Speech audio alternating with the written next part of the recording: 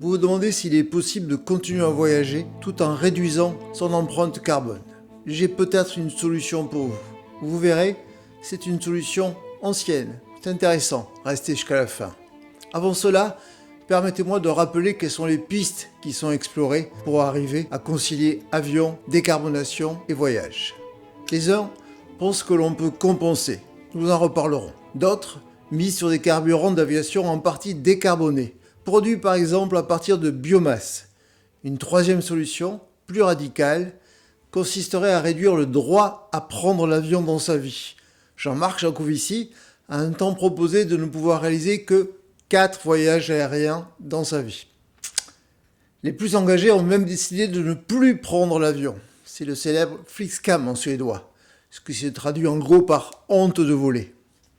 Nous explorons aujourd'hui une autre piste. Une piste dans laquelle, comme on le cherche dans cette chaîne, la transition n'est pas une punition, mais bien une récompense, une plus-value, quelque chose qui apporte de la valeur. Cette piste, c'est celle des voyages sans avion, des voyages longs, des voyages où on prend le temps. Un exemple, si vous le permettez. Un chercheur de 53 ans, M. Grimalda, est revenu d'une mission en Papouasie-Nouvelle-Guinée sans prendre l'avion. En 72 jours, il a parcouru 28 000 km, il a traversé 16 pays en train, en cargo, en ferry, en voiture, à pied, peut-être même en cheval. Bon, cette décision lui a coûté son poste en Allemagne, mais il l'a fait. Il l'a fait en 72 jours.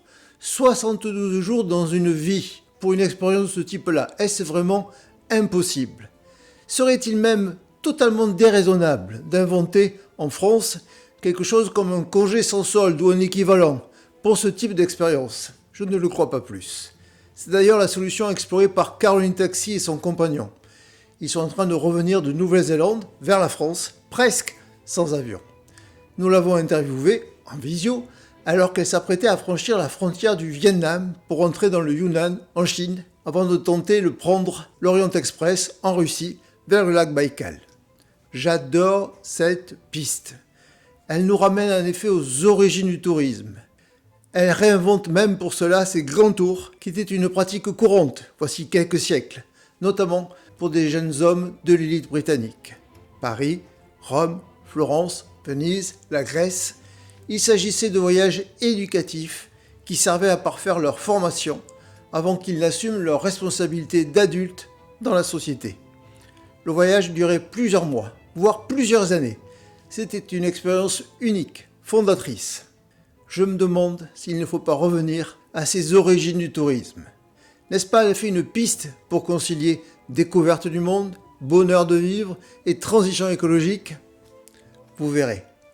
Comme ces jeunes aristocrates et leur grand tour, ce type d'expérience pourrait bien changer votre vie, notre vie. Je fais le pari que vous en reviendriez bien plus enrichi qu'après un séjour classique. Bien sûr, je sais bien qu'elle ne correspond pas à nombre d'entre nous. Nous, touristes de l'été, par exemple. Mais prenez le temps de l'examiner. Voyagez moins souvent, tous les 10 ans par exemple, mais plus longtemps, et presque sans avion. N'est-ce pas une solution à envisager, à inventer aussi pour vous? Faites-vous donc votre idée en écoutant Caroline. On se retrouve à la fin de l'interview pour aller plus loin.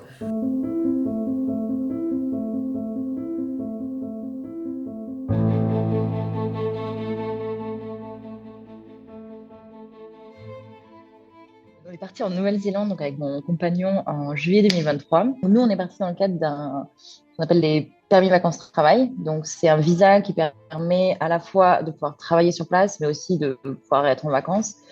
Et pour la Nouvelle-Zélande, ce visa est valable pour 12 mois. Donc, une fois arrivé là-bas, on n'était pas tellement préparés parce qu'on a eu plusieurs retours d'expérience avant de copains qui nous ont dit vous allez voir, la Nouvelle-Zélande, c'est génial. Du boulot, on en trouve super facilement. Donc ça, je parle de la période avant Covid. Donc nous, on est arrivé. Il faut savoir que la Nouvelle-Zélande a été fermée pendant quasiment 2 ans. Donc c'est pour ça qu'on n'a pas pu faire le projet tout de suite. Du coup, compliqué de trouver un travail et les loyers, c'était hors de prix, pas possible. Donc on a décidé d'acheter un van et de faire un peu le cliché de vivre la van life en Nouvelle-Zélande. Et c'est une aventure assez exceptionnelle. Donc, faut savoir que là-bas, du coup, c'était l'hiver. Donc, on est vite monté direction le nord pour être quand même un peu au chaud. On a sillonné pendant donc, 12 mois la Nouvelle-Zélande en faisant des pauses à différents endroits, à la fois dans l'île du Nord et l'île du Sud pour travailler. Donc, je pense qu'au total, on a travaillé environ 5-6 mois. Donc, on a poursuivi sur un autre permis vacances-travail, cette fois en Australie. Même principe que pour la Nouvelle-Zélande, sauf que l'Australie, c'est c'est un peu plus long la durée de visa et l'âge pour l'obtenir, le visa est un peu plus tardif, je crois que c'est 35 ans. Donc voilà, donc on a pu avoir ce visa assez rapidement. Et on est resté ensuite 4 mois à Adélaïde, donc vraiment au sud de l'Australie, pour travailler et du coup avoir suffisamment de budget pour notre projet de voyage. Parce que du coup, entre-temps, le fait de voyager, d'être à l'étranger, de voir notre mode de vie, notre culture, enfin tout ce qui constitue un peu le voyage, ça nous a vraiment donné envie de continuer et de se donner les moyens de réaliser un second rêve qui était du coup de rejoindre l'Australie depuis, enfin plutôt rejoindre la France depuis l'Australie quasiment sans avion. Alors je pense que c'est un projet qui a été inspiré aussi de personnes sur des réseaux sociaux parce que je suis pas mal de personnes qui voyagent, qui sont un peu ce qu'on appelle des influenceurs, mais vraiment sur le côté bas carbone, des gens qui inspirent parce qu'ils arrivent à voyager très loin avec pas d'avion. Je dois avouer que nous, on était un petit peu moins poussés sur l'aventure. Donc, on a pris un avion de Nouvelle-Zélande à l'Australie et après d'Australie pour arriver en Indonésie. Ayant goûté au plaisir de la liberté et du voyage et ne voulant pas en rester là, nous avons pris ensuite la décision de partir en Australie, toujours en visa vacances-travail. Le but était de réaliser notre prochain challenge et notre prochain rêve, celui de rentrer en France sans quasiment prendre d'avion. Nous sommes restés plusieurs mois en Australie à travailler, avant de prendre notre départ pour l'Indonésie et ensuite de traverser tous les pays qui nous séparent de la France. Ce voyage nous a donc permis de parcourir déjà plus de 10 pays, dont l'Australie, l'Indonésie, Singapour, Malaisie, la Thaïlande, le Vietnam, le Laos, le Cambodge et maintenant la Chine, bientôt la Russie. Quand même, le numérique est d'une grande, grande aide. Et après, il y a aussi, si on parle plus de technique, ce qui est préparation, sac à dos, où là, c'est aussi un gros sujet où on se rend compte qu'il faut vraiment éviter d'avoir du poids parce que c'est un peu le piège. Il faut avoir des petits sacs à dos. Ça fait partie enfin, pas des inconvénients, mais des choses qui sont compliquées en voyage. C'est que faire un voyage sur du long terme, ça peut paraître terrible à dire, mais c'est vraiment fatigant et que des fois, on doit faire des pauses parce que c'est quand même très prenant d'avoir un sac à dos sur le dos, de tout le temps, tout le temps, tout le temps chercher un bus, chercher un hébergement, chercher où manger, avoir peur de tomber malade. Il y a plein, plein de choses qui en permanence nous sortent de notre zone de confort, mais en même temps, c'est tellement enrichissant par ailleurs que du coup, c'est heureusement minimisé.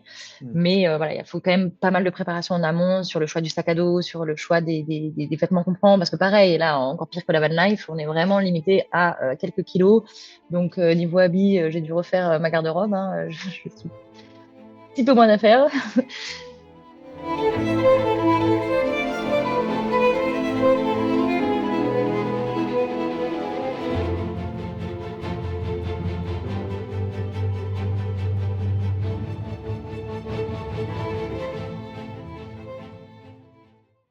je, je suis assez chamboulée, mais je sors quand même avec un autre regard sur le tourisme, un autre regard sur les choses, sur le monde du travail. Et j'appréhende aussi le retour en France par rapport à ça. Et voilà, mais en même temps, c'est aussi, je me dis, ah ouais, mais en fait, il y a plein de choses à faire. J'ai vu des super actions ailleurs.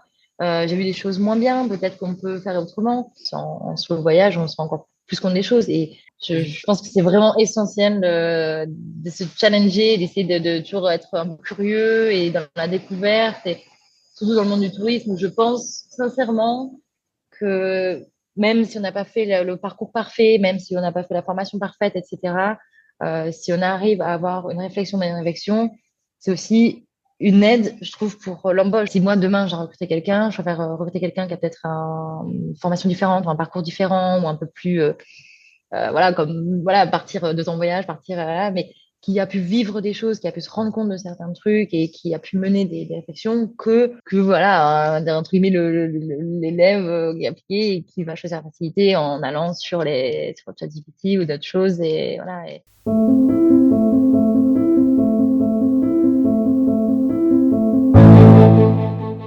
C'est très cliché, mais on prend une grande claque quand même quand on se rend compte de la vie qu'on a en France. Et de voir ce qui se passe ailleurs,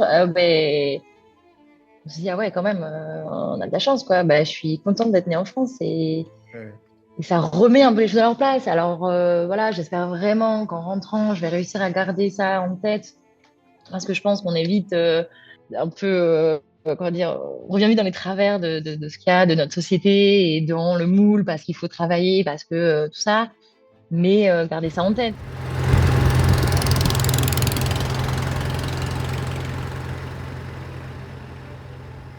Ça peut parfois faire un petit peu peur, mais une fois, j'ai vu une voyageuse qui a dit « Ayez peur, ça rend vivant ». Et c'est vrai.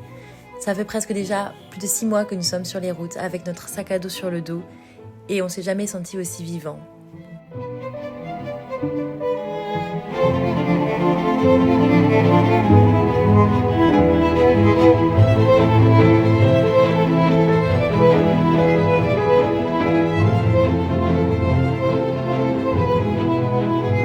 Alors, qu'en pensez-vous après avoir écouté Caroline? Est-ce que vous pensez que l'on peut voyager mieux et loin, presque sans avion? Caroline confirme que c'est possible. Mais bien sûr, tout le monde ne peut pas prendre plusieurs mois pour une telle expérience. Est-il donc possible de concilier tourisme et réduction progressive de nos émissions? Dans les notes, sous cette vidéo, je vous propose 4 solutions. Toutes sont dans l'esprit de cette chaîne. Elles ne passent pas en effet par la contrainte, mais par notre décision personnelle. Par une décision prise parce que nous serions convaincus que le voyage décarboné peut être une expérience plus riche. Et vous, qu'est-ce que vous en pensez?